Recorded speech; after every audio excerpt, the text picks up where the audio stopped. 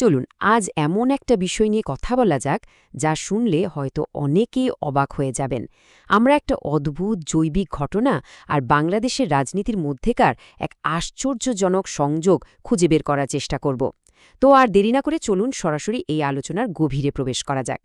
প্রশ্নটা বেশ অদ্ভুত শোনাচ্ছে তাই না? একটা পরজীবী যা কিনা পোকার মস্তিষ্ক কন্ট্রোল করে, তার সাথে একটা গোটা দেশের ভাগ্য কিভাবে জোড়াতে পারে? কিন্তু এই বিশ্লেষণের সূত্র বলছে এই দুটো আপাতদৃষ্টিতে একদমই আলাদা বিষয়ের মধ্যে একটা গভীর এবং বেশ উদ্বেগজনক সম্পর্ক রয়েছে। আর এই সম্পর্কটা বুঝতে হলে আমাদের প্রথমে প্রকৃতির এক অদ্ভুত অধ্যায় থেকে ঘুরে আসতে হবে। আমাদের গল্পের শুরু হচ্ছে এক পরজীবীকে দিয়ে, যেটা কিনা তার শিকারের মস্তিষ্ককে পুরোপুরি নিজের নিয়ন্ত্রণে নিয়ে নিতে পারে। এই পরজীবীর নাম হল হর্স হেয়ার কৃমি। দেখুন, নামটা যেমন অদ্ভুত, এর কাজটা তার থেকেও অনেক বেশি ভয়ঙ্কর। এটা তার শিকারের শরীরের ভেতরেই বাস করে আর এমন এক অবিশ্বাস্য উপায়ে নিজের জীবনচক্র শেষ করে যা শুনলে গায়ে কাঁটা দেবে। আচ্ছা, এই জীবনচক্রের সবচেয়ে ভয়ঙ্কর দিক কোনটা জানেন? সেটা হলো এর শেষ ধাপটা।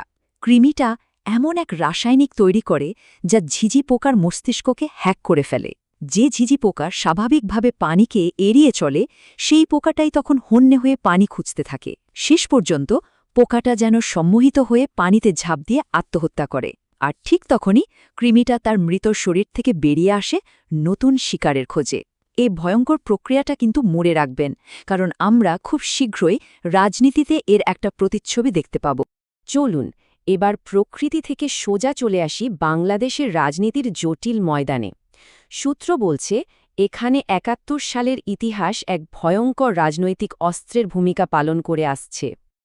এই বিশ্লেষণে দাবি করা হচ্ছে বাংলাদেশের প্রধান দুটো দলই ৭১-এর ইতিহাসকে নিজেদের রাজনৈতিক সুবিধার জন্য ব্যবহার করে। যেমন আওয়ামী লীগ এটাকে ব্যবহার করে নিজেদের শাসনের একটা বৈধতা তৈরি করার জন্য, আর অন্যদিকে বিএনপি এটাকে ব্যবহার করে জামায়াতে ইসলামীকে ঘায়েল করার জন্য।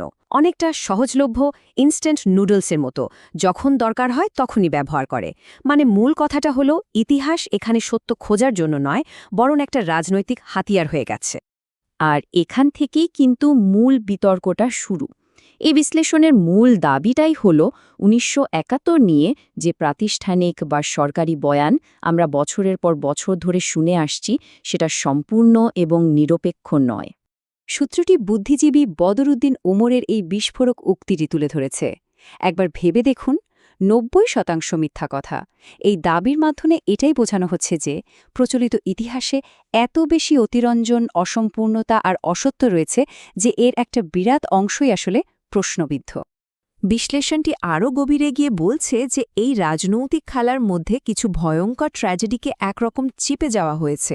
আমরা সবাই বাঙালি গণহত্যার কথা বলি, কিন্তু এখানে প্রশ্ন তোলা হয়েছে বিহারি গণহত্যার কথা নিয়ে, যা প্রায় ইতিহাস থেকেই মুছে ফেলা হয়েছে বলে দাবি করা হচ্ছে। একই সাথে হিন্দু সম্প্রদায়ের ওপর যে ভয়ঙ্কর আক্রমণ হয়েছিল, সে গভীর ক্ষতেরও নাকি আজ পর্যন্ত কোনো সঠিক মীমাংসা হয়নি। এই স্লাইডটা কিন্তু পুরো ব্যাপারটার একেবারে সারমর্ম তুলে ধরে। মানিক বন্দ্যোপাধ্যায়ের একটা শক্তিশালী উপমা ব্যবহার করে বিশ্লেষণটি বলছে রাজনৈতিক দলগুলো আসলে এই ঐতিহাসিক ক্ষতকে কখনো সারিয়ে তুলতে চায় না। ঠিক যেমন একজন ভিক্ষুক তার ঘা বা ক্ষত দেখিয়ে ভিক্ষা করে, তেমনি দলগুলো এই ট্র্যাজেডিকে জিয়ে রাখে শুধু ভোটের রাজনীতি করার জন্য। এর ফলে সত্যিকারের ঐতিহাসিক মীমাংসা আর কখনোই হয় না।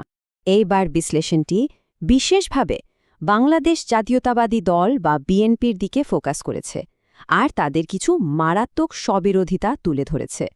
তো বিশ্লেষণ অনুযায়ী আজকের বিএনপি জামায়াতে ইসলামীকে ৭১-এর গণহত্যার সহযোগী হিসাবে অভিযুক্ত করে। এটা তাদের এখনকার রাজনৈতিক অবস্থান। কিন্তু গল্পটা এখানে শেষ হচ্ছে না। এবার দেখুন ছবিটা কিভাবে পাল্টে যাচ্ছে।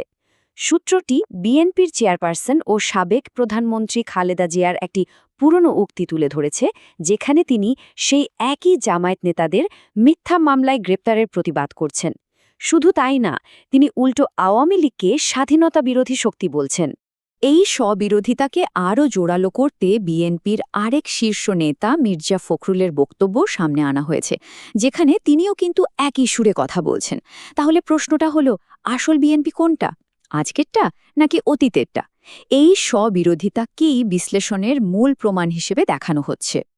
এবার তাহলে ফেরা যাক আমাদের সেই হর্সহেয়ার ক্রিমের গল্পে। মনে আছে তো, এই জৈবিক উপমাটি ব্যবহার করে বাংলাদেশের বর্তমান রাজনৈতিক পরিস্থিতি, বিশেষ করে বিএনপির অবস্থাটা ব্যাখ্যা করার চেষ্টা করা হয়েছে। চলুন উপমাটা একটু ভেঙে দেখা যাক। এই উপমাটার প্রথম অংশে ঝিঝি পোকাটা হলো বিএনপি, মানে একটা জীবন্ত সত্তা, কিন্তু যা ভেতর থেকে ধীরে ধীরে ক্ষয় হয়ে যাচ্ছে এবং এমন সব কাজ করছে যা তার নিজের অস্তিত্বের জন্যই মারাত্মক ক্ষতিকর। তাহলে পরজীবী অর্থাৎ সেই হর্সহেয়ার কৃমিটা কে? সূত্রটির মতে সেটি হল আওয়ামী লীগ এবং ভারতীয় প্রভাব। তারা নাকি বিএনপির ভেতরে প্রবেশ করে ধীরে ধীরে এর নিয়ন্ত্রণ নিয়ে নিয়েছে। আর সবচেয়ে গুরুত্বপূর্ণ আর ভয়ঙ্কর অংশটা হল মস্তিষ্ক নিয়ন্ত্রণকারী সেই রাসায়নিক। সূত্রটির দাবি, সেই রাসায়নিকটা হল ১৯৭১-এর রাজনৈতিকৃত বয়ান, বিশেষ করে যাকে বলা হচ্ছে ভারতীয় বয়ান। আর এটাই নাকি বিএনপিকে এমনভাবে নিয়ন্ত্রণ করছে যে দলটি সেই ঝিঝি পোকাটার মতোই নিজের ধ্বংসের দিকে, মানে রাজনৈতিক আত্মহত্যার দিকে এগিয়ে যাচ্ছে। এই যে অনুপ্রবেশের একটা বড় দাবি করা হলো, এটাকে সমর্থন করার জন্য বিএনপিরই একজন সিনিয়র নেতার একটি বক্তব্য উদ্ধৃত করা হয়েছে। সেখানে তিনি দলের ভেতরে ভারতীয় গোয়েন্দা সংস্থার রয়ের এজেন্ট থাকার কথা স্বীকার করেছেন। এর মাধ্যমে এই পরজীবী তত্ত্বটিকে আরও প্রতিষ্ঠিত করার চেষ্টা করা হয়েছে। তো এত জটিল আর বলা যায় বেশ উদ্বেগজনক একটা বিশ্লেষণের পর স্বাভাবিকভাবেই প্রশ্ন আসে, তাহলে এর থেকে বেরোনোর পথ কি? কোনো সমাধান বা ভবিষ্যতের পথের দিকেও কি ইঙ্গিত করা হয়েছে? এই পূর্বাভাসটি কিন্তু বেশ হতাশাজনক। বিশ্লেষণটি বলছে বিএনপির এই পতন কোনো শূন্যস্থান তৈরি করবে না, বরং এই ধ্বংসস্তূপ থেকেই আওয়ামী লীগ আরও শক্তিশালী হয়ে পুনর্জন্ম নেবে। এটা একটা চক্রের মতো, যেখানে একটা দলের পতন অন্য একটা দলের উত্থানের পথ তৈরি করে দেয়। তাহলে উপায় কি? এই চক্র ভাঙার জন্য এই বিশ্লেষণে প্রচলিত রাজনীতির বাইরে গিয়ে একটি নতুন রাজনৈতিক শক্তি গড়ে তোলার আহ্বান জানানো হয়েছে। বলা হচ্ছে, বাংলাদেশের সার্বভৌমত্ব রক্ষা করতে একটি নতুন জাতীয়তাবাদী ফ্রন্ট গঠন করা অপরিহার্য। সবশেষে এই পুরো বিশ্লেষণটা আমাদের সামনে একটা বড় প্রশ্ন রেখে যায়। ইতিহাস তো শুধু অতীতের কিছু ঘটনা নয়, তাই না? এটা একটা জীবন্ত শক্তি যা বর্তমানকে নিয়ন্ত্রণ করতে পারে, এমনকি ভবিষ্যৎকেও নির্ধারণ করে দিতে পারে। যদি একটা নির্দিষ্ট বয়ান এতটা শক্তিশালী হতে পারে যে তা একটা দলকে আত্মহত্যার দিকে ঠেলে দেয়, তাহলে ভাবুন তো, আমাদের নিজেদের ইতিহাসকে নিরপেক্ষভাবে বোঝা এবং তার সঠিক মীমাংসা করাটা কতটা জরুরি। উত্তরটা আমাদের সকলেরকেই ভাবতে হবে।